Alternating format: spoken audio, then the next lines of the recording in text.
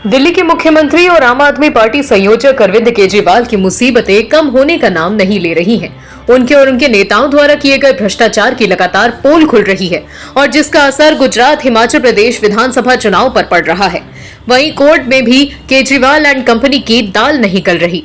आम आदमी पार्टी को लगातार कोर्ट से झटका लग रहा है और इस बार भी वही हुआ है। आम आदमी पार्टी चली थी मोदी सरकार और बीजेपी के खिलाफ चाल चलने, लेकिन कोर्ट में केजरीवाल की पार्टी चारों खाने चित हो गई। आपको बता दें, दिल्ली के डिप्टी सीएम मनीष सिसोदिया को एक बार फिर बड़ा झटका लगा है। साथ ही दिल्ली सरकार में उप मुख्यमंत्री मनीष सिसोदिया ने सुप्रीम कोर्ट में दाखिल हलफनामे में आरोप लगाया है कि राजधानी में काम कर रहे वरिष्ठ प्रशासनिक अधिकारी आम आदमी पार्टी की सरकार के साथ सहयोग नहीं कर रहे हैं, इसीलिए दिल्ली में चुनी गई सरकार के कामकाज में दिक्कत हो रही है। सिसोदिया ने यह हलफनामा दिल्ली में प्रशासनिक सेवाओं पर नियंत्रण को लेकर लंबित मामलों में दिया। दिल्ली सरकार ने अधिकारियों पर नियंत्रण को लेकर केंद्र सरकार को मई 2021 में जारी नोटिफिकेशन को चुनौती दी है, जिसके बाद अधिकारियों के ट्रांसफर पोस्टिंग विवाद में दिल्ली के उप मुख्यमंत्री मनीष सिसोदिया के हलफनामे को सुप्रीम कोर्ट ने गैर जरूरी बताया है।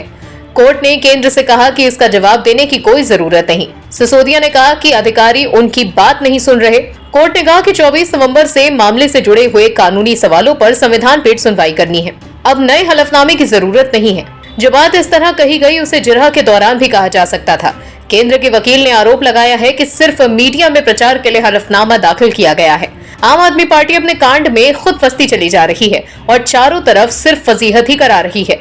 अब ये देखना दिलचस्प होगा कि इस सांप नेवले की लड़ाई में बाजी कौन मारता है और क्या इसका सुर गुजरात, हिमाचल प्रदेश विधानसभा चुनाव पर भी पड़ता है या नहीं। बिहार में महागठबंधन का नेतृत्व कर रहे नीतीश कुमार अपनी ही पार्टी में और गठबंधन में घिरते चले आ रहे हैं। कभी उन पर गरीबों को सुविधा न पहुंचाने का आरोप लग रहा है, तो कभी शराबबंदी को लेकर नीतीश फंसते जा रहे हैं। इस बार तो नीतीश कुमार पर जोरदार हमला बोला गया है और वो हमला किसी और ने नहीं बल्कि उन्हीं के पार्टी के नेता ने बोला। दरअसल बिहार में शराबबंदी को लेकर जनता दल यूनाइटेड संसदीय बोर्ड के अध्यक्ष उपेंद्र कुशवाहा का बड़ा बयान सामने आया।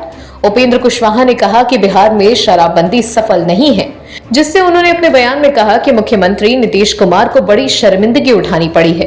कुशवाहा ने कहा कि नीतीश सरकार ने शराबबंदी कानून की प्रभावशीलता सुनिश्चित करने के लिए उपभोक्ताओं के बजाय शराब आपूर्तिकर्ताओं पर नकेल कसने की नई रणनीति अपनाई है।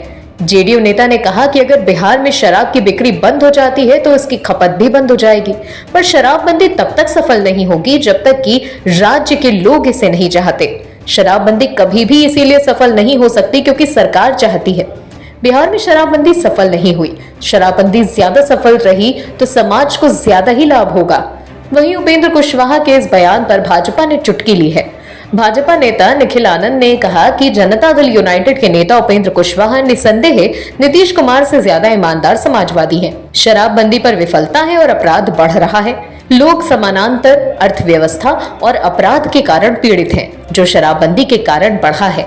आपको बता दें कि इस बीच नीतीश कुमार को न सिर्फ उनके खुद के पार्टी के नेता बल्कि उनके साथ जुड़े गठबंधन के लोग भी जमकर हमलावर हैं। महागठबंधन से विरोध की आवाज सहयोगी पार्टी लिबरेशन की ओर से उठ रही है। लिबरेशन पार्टी के महासचिव दीपांकर भट्टाचार्य सरकार पर जनता के लिए वादे न पूरे करने का आरोप लगा रहे हैं।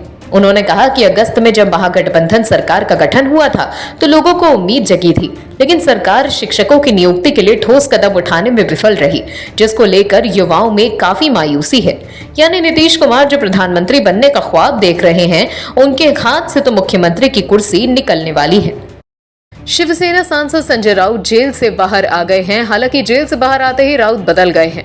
अब उनको ना तो मुख्यमंत्री एकनाथ शिंदे से कोई गिला शिकवा है और ना ही उप मुख्यमंत्री देवेंद्र फडणवीस से।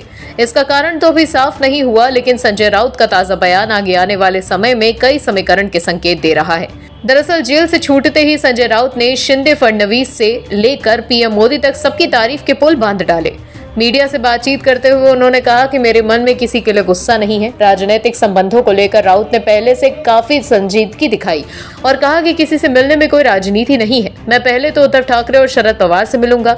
वहीं इस दौरान राउत ने देवेंद्र फडणवीस को लेकर कहा कि वो उनसे भी मुलाकात करेंगे और कुछ कामों को लेकर बातचीत करेंगे।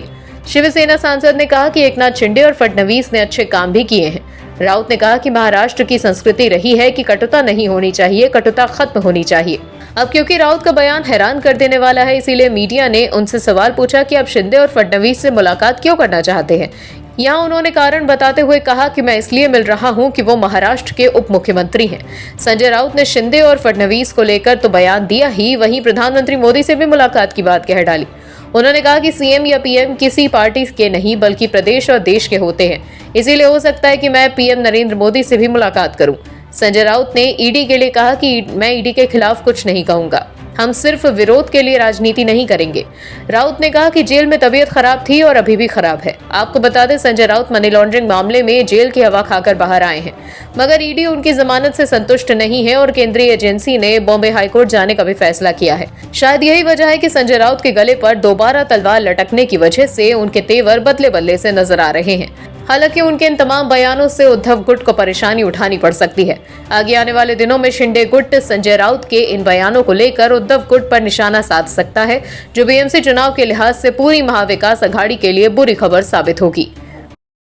कांग्रेस पार्टी के लिए कुछ भी अच्छा होता नहीं दिख रहा है। राहुल गांधी भारत जोड़ो यात्रा पर है, लेकिन इस यात्रा से कांग्रेस को कोई फायदा नहीं हो रहा। गुजरात और हिमाचल विधानसभा चुनाव से पहले पार्टी के कई नेता इस्तीफा देकर बीजेपी का दामन थाम चुके हैं। पार्टी के नए अध्यक्ष बने मल्लिकार्जुन खड़गे भी कांग्रेस की आपसी लड़ाई को रोकने में नाकाम साबित हो रहे हैं।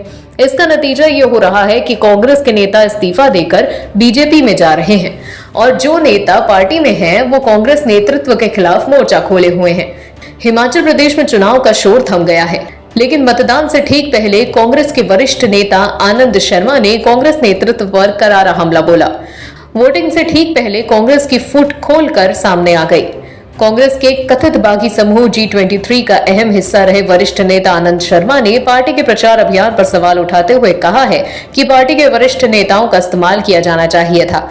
उन्होंने इस बात पर भी असंतोष जाहिर किया कि प्रचार के लिए उनसे संपर्क तक नहीं किया गया।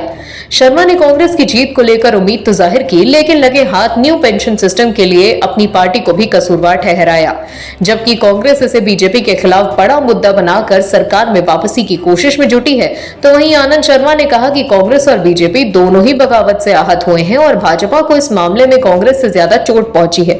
मुझे कहते हुए कोई संकोच नहीं हो रहा कि कांग्रेस ने कुछ विधानसभा क्षेत्रों में उम्मीदवारों का चयन करने में गलती की है।